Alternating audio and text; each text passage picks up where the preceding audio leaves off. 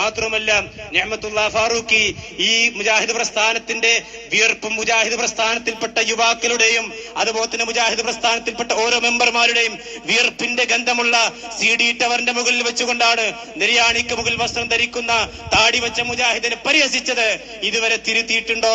വേറൊരു കൂട്ടാൾക്കാര് താടിയാകുന്ന സുന്നത്തിനെ ഫർളാക്കി. താടി വെക്കല് നിർബന്ധാണ് എന്ന് മാത്രമല്ല, അതിൽ ബ്ലേഡോ കത്തിയോ തൊടാൻ പാടില്ല. ഇപ്പൊ എന്തായി? ഒരു വളരെ പ്രബലമായ ഒരു ഫർളായി മാറിയത്. പിന്നെങ്ങനെ നോക്കിയിട്ട് താടി വെക്കാത്തവൻ മുസ്ലിം അല്ല എന്നതിലേക്ക് എത്തി. ഇതാണ് ഒലുവുൻ ഫിൽ ഹദ്, അതിർത്തി വിട്ടുകടന്നു പോവുക എന്ന അവസ്ഥയിലേക്ക് മനം മടുപ്പിച്ച് പിന്നോട്ട് വലിക്കുക. തുണി നെര്യാണിക്ക് താഴെ പോകരുത് എന്നാണ് അള്ളാഹുവിന്റെ റസൂൽ പഠിപ്പിച്ച്. നെര്യാണിക്ക് താഴെ പോകരുത് എന്ന്. മറ്റോനോ നെര്യാണിന്റെ മേപ്പറുണ്ട് കയറ്റിയിട്ട് 3/4 എന്തായാലും പറയല് ആ നിലക്ക് അവിടെയാണ് മുറിച്ച്.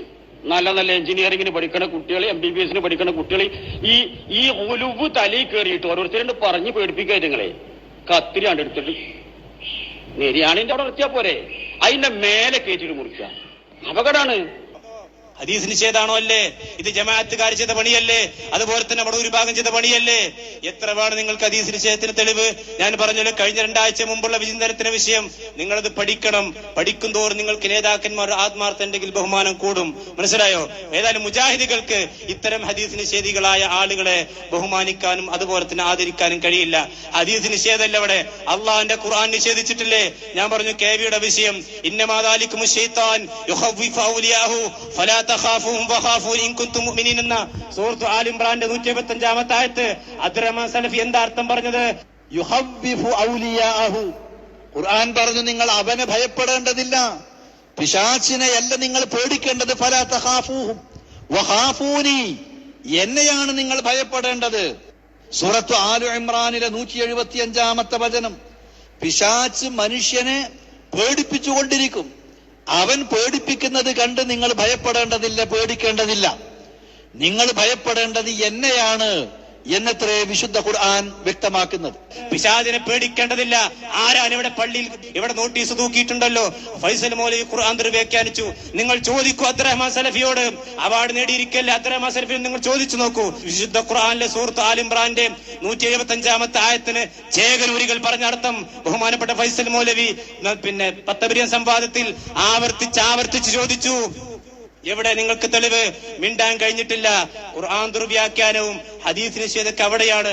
അതുപോലെ തന്നെ ഇമാം അക്ബർ സാഹിബ് ഇയ്യാക നഅ്ബുദു വഇയ്യാക നസ്തഈൻ എന്ന ആയത്തിനെ പൂർവിക മുഫസ്സിറുകൾക്ക് പരിചയമില്ലാത്ത അർത്ഥം പറഞ്ഞ് ഖുറാഫികളുടെ രീതിയിൽ അതിനെ ദുർവ്യാഖ്യാനിച്ചപ്പോൾ മുജാഹിദുകൾ പിടികൂടി. ഇതുവരെ തിരുത്തിയിട്ടുണ്ടോ? തിരുത്തിയിട്ടില്ല. ആരാണ് ഖുർആൻ ദുർവ്യാഖ്യാനിച്ചത്? സൂറത്തുൽ ജിന്നിലെ ആയത്തിനെ ദുർവ്യാഖ്യാനിച്ചിട്ടില്ലേ? എത്ര വേണം നിങ്ങൾക്ക് തെളിവ്? അപ്പൊ ഇതൊക്കെ കേട്ടാൽ നിങ്ങൾക്ക് നേതാക്കന്മാർ നല്ല ബഹുമാനം കൂടണം. ആത്മാർത്ഥതയുണ്ടെങ്കിൽ സഹോദരൻ ചിന്തിച്ചോ, അത് നിങ്ങൾക്ക് ബഹുമാനം കൂടും. നിങ്ങൾക്ക് തെറ്റിദ്ധാരണ മൂലമാണെങ്കിൽ ഹദീസ് നിഷേധമുണ്ട്, അള്ളാഹുവിന്റെ ഖുർആൻ ദുർവ്യാഖ്യാനമുണ്ട്, സലഫിയത്തില്ല. സലഫിയത്തുള്ള ആളുകളെ പരിഹസിച്ച് ശിർക്ക് ആരോപിക്കുന്നു. ശിർക്ക് ചെയ്യാത്ത ആളുകളെ ശിർക്ക് ആരോപിച്ച് ഇപ്പോൾ ശിർക്കിലേക്ക് പ്രകടമായി നിലവിളക്ക് കൊളുത്താൻ പോയില്ലേ? എന്താ സുഹൃത്തിനെ സംബന്ധിച്ച് പറയാത്തത്? മിണ്ടാത്തത് എന്താ അവിടെ വിശദീകരിക്കണം? നിലവിളക്ക് കൊളുത്താൻ പാടില്ല എന്ന് മുജാഹിദ് പ്രസ്ഥാനത്തിന്റെ ബാലവേദിയിൽ പഠിക്കുന്ന കുട്ടികൾക്കറിയില്ലേ? അത് ഹദീസ് നിഷേധമാണോ അല്ലയോ? അത് ഇസ്ലാമിന് പുറത്താണോ അകത്താണോ? നിങ്ങൾ വിശദീകരിക്കണം.